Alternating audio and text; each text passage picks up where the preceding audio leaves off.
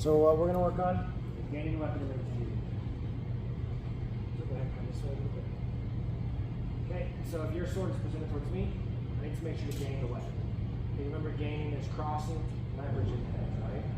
So a lot of people, when they gain the weapon and they attack, they'll lose the game.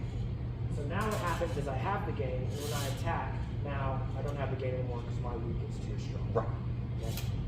So what we need to do is when we attack, we need to maintain the game. The way that I like to do this is I think about bringing my guard or my strong to where our swords originally met, and I maintain the game. Okay. Now we need to not only maintain the game on the attack, but on the retreat as well. The reason is because just in case I gained your weapon and I hit you, doesn't mean that you're dead or that the judges saw the shot, right? So on the way out, I'm going to gain your weapon again, so just in case you attack or anything else, I can just hit you again. Okay? Okay. So pretty simple, we're going to work on just gaining the weapon on the attack. So what I prefer to do is to gain like on my approach. So like when I'm outside of range, I'm already gaining with the angle of my feet, so that if I did just lift my tip up, I would have the gain. I don't want to display that I have the gain outside of range though, because then you'll know. So when I'm out of range, I'll approach with the gain. As I step into range, I'll move my sword to having the gain. So that by the time my back foot lands, I have the gain fully, and since my back foot had landed, I'm ready to attack and maintain. Okay.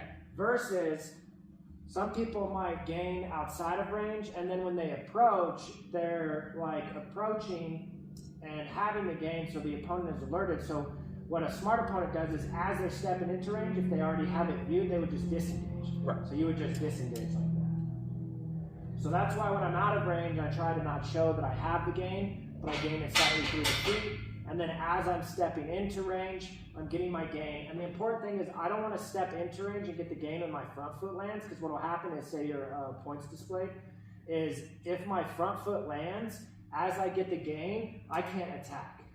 So you could just disengage or something because you have the tempo until my leg lands. So I prefer to do it at the same time. It also makes it stronger. So as I'm coming in and my back foot lands, that's usually when I'll touch their blade, because then it'll also alert their sense. So if they move, my back foot is landed and I'm free to attack. Okay. Okay, so let's work that. So now you're going to start approaching with the gain outside of measure. Okay, so here I go. So that would just be... And when you step that way, lead with your front foot. There we go. You'll lead with the foot towards the side that you're going. Oh, that's right. So, okay, so for the angle with my feet, to get the gain, I wouldn't want to just square up with you. You can, Okay. but not necessarily with the angle of the feet. Okay. Yeah. If you were to do it squared up with me, it would be because you're using the whole eye alignment situation to attack into my weak spot. Right. Okay, so then at distance, how do I use my feet to gain So the good way to blade like think you about were it. doing? Because I saw you do it. So this will be easier. So start, get the gain in range, okay? And now retreat. Good, retreat one more step. So this is the angle you would need to have the gain. Okay. Okay? Does that make sense? It does. So now put your sword down and walk in a circle. Right? Boom, okay. Now go back to that position on where you think you would need the gain. Good. And then now approach. Oh, wait. So here we get low. Then step, and then it's Very good. back foot comes. That was very good, yep. It's just, I might be overthinking it or have to practice because that feels like an unnatural step forward. So the other thing too is like sometimes you want to approach without having to move your arm at all, and other times you want to approach and gain by using the arm. So one thing that'll make it feel unnatural is if your sense of measure is off. So you have to have a perfect sense of measure so that you arrive like Gandalf exactly when you want to, right? Right. And that's what I was not doing it. So and if why I you're was in feeling guard, right, if my measure is wrong, let me try to think about how I can do my measure wrong. If my measure is wrong, then now, like one step from now, I'm like going to be kind of where I need to be, like here. right? But that's not perfect, so now I'm going to have to take like another step. Versus, you want to have the perfect measure, so you're here, and then here. And so your measure is exactly where you need it to be. Okay. Range dictates which footwork you'll use. Okay. So it's like if you're like really far away and like I have my left foot forward, like from here I can't hit you with anything except a pass. So because of the range I'm at, it dictates the footwork I'm going to use. So the range you're at dictates the footwork you're going to use. The position you're in dictates usually the handwork you're going to use. Okay, so range dictates footwork, position dictates your hand. Correct. Okay. And it also dictates, position also dictates where you attack, is a better way to think about it. Position dictates where you attack. Where you attack. Okay. Range dictates like when you attack and the footwork you're going to use. Position dictates where you're going to attack, and where you're going to attack tells you what your sword is going to do. Okay, so when I'm practicing with the lunges, to practice the tempo, would I want to do the lunge drill, start farther away, Yep. and then Yeah. Yep, exactly.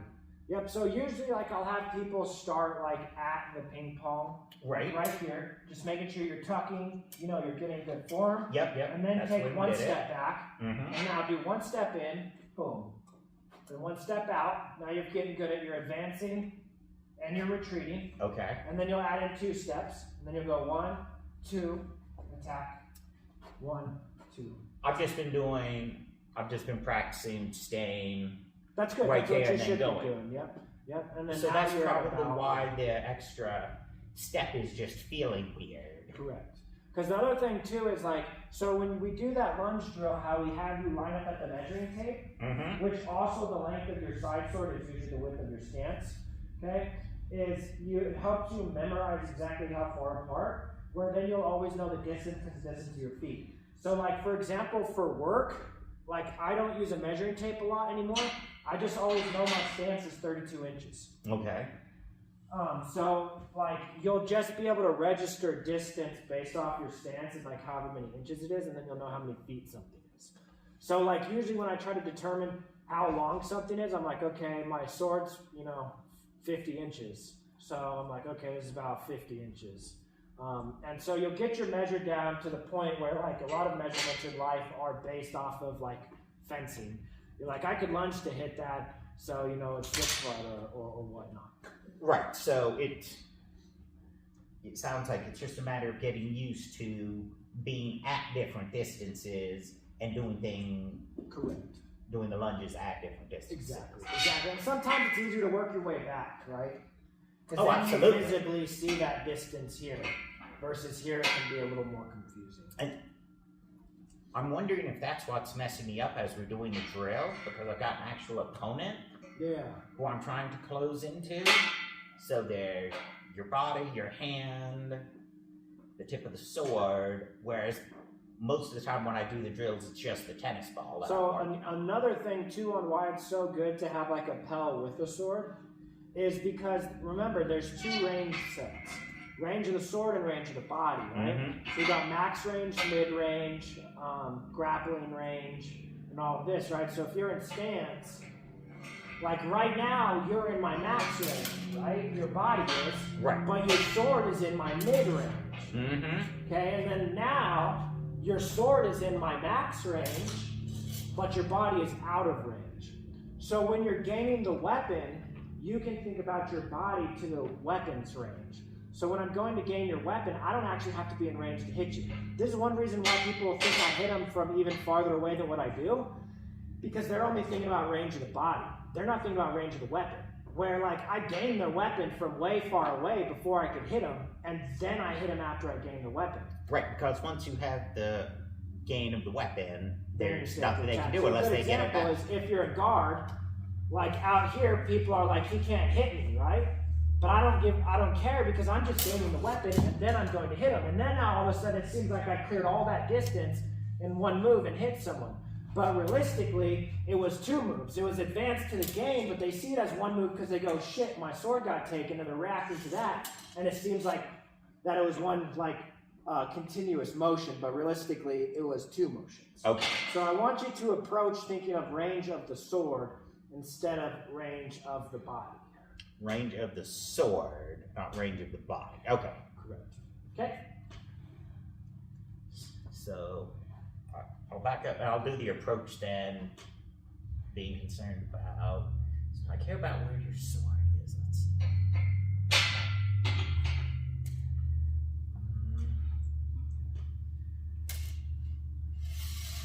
Very good. Good. Super slow, but. Lead your retreats with your back foot. Oh, I didn't? Okay. So we're here.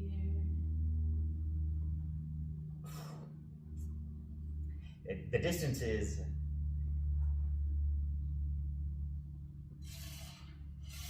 Good. But Good. Now get it in 2. get it in 2. Yeah. 2 steps. Might need to start wearing my glasses so I can.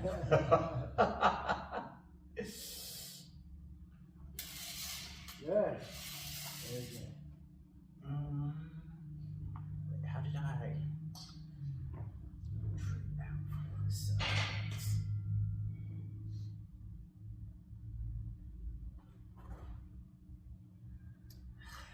So you could technically have the gain on that one. You can gain week to week as long as you have more leverage. Right, but what I was focusing on, my footwork is still getting, my head and my footwork are getting in the way of it. Just Trying to my measure feels off because that's hard. It's not because easy. I'm like, okay, here It's it's almost like I'm counting my front foot and my back foot is different measure. Yeah, they are though. They are different measure. But I could see why it's messing up your head. So like, if I were to tell you to gain on the front foot, it'll be so much easier for you. But it's not correct. But it's not right, and that's hard the part. problem. Because I land. People at the high level, they're not gaining with their Because as back soon foot. as I land, I'm like, okay, it feels good. I'm solid. I got my front foot. I got the gain. Yeah. But And now you can do that, right? You can cover my weapon and come into cover with the front foot, but don't touch my blade until the back foot lands. That might help. Because then my senses your least aren't senses alerted. get kicked on. Correct. Yeah, but It is definitely better to get that timing down. yeah. Think about just timing your sword with your back foot. So your sword and your back foot is one time. Your front foot does whatever. Your sword and your back foot is one time. Front foot does whatever, sword and back foot. One time. Okay. So let's see. That would be. Yeah, Oh. that was good. That actually. So front foot. Yeah. Yeah. Very good. Very good. So I'm just going to have to.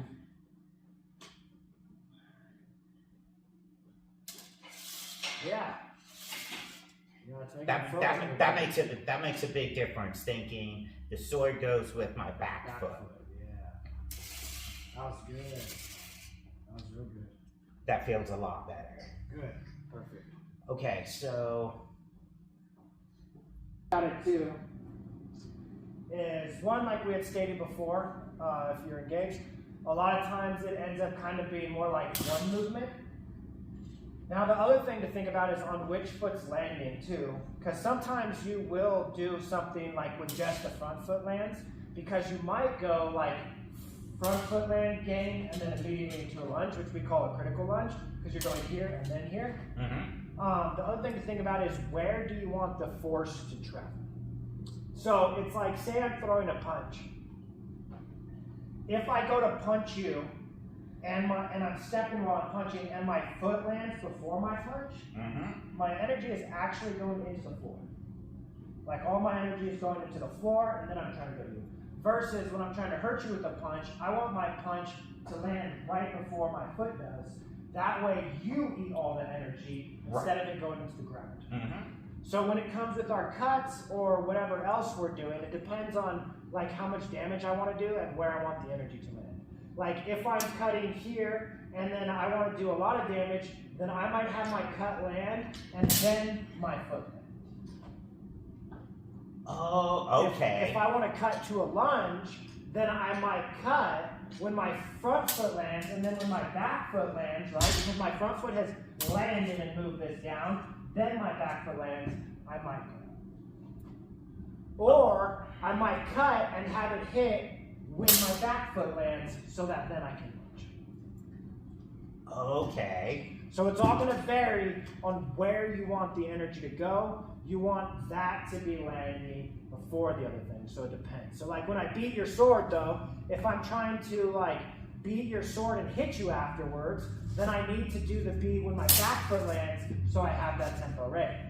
If I'm just trying to maybe beat your sword defensively because I fucked up and I'm just like panicking and then I'm not ready to respond, I'm just trying to be safe. So say I did something and you lunge, right? I might just beat your sword as my foot raises. Yeah, I can't repost, but it's what I have to do in order to be safe and it's the quicker action. So it's all just going to vary on when and where and how you want your force to be exchanged on for what your goal on the next movement is.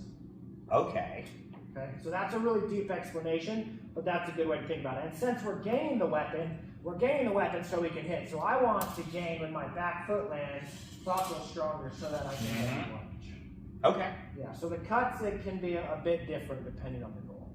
Especially because like, if I'm like trying to fight you martially, like and it actually hurt you, then like on my thrust, I might thrust and have it land and then my foot land so I can push through here and then push through with the back foot. Okay. So it's all going to depend on damage and that's one of the things where like boxing does differ from sword fighting because boxing's not about not getting hit, it's about not taking damage. Right. Sword fighting is about both. Because you could get hit and not take a lot of damage and then still die from it. Especially because of how easy it is for these to rip through, or if they had poisoned their sword, or like shock even, you know? We're back in the day, just little punchers. Yep, No, would be they're enough. not fixing nothing. Would be enough. So those are some things to think about on that aspect as well.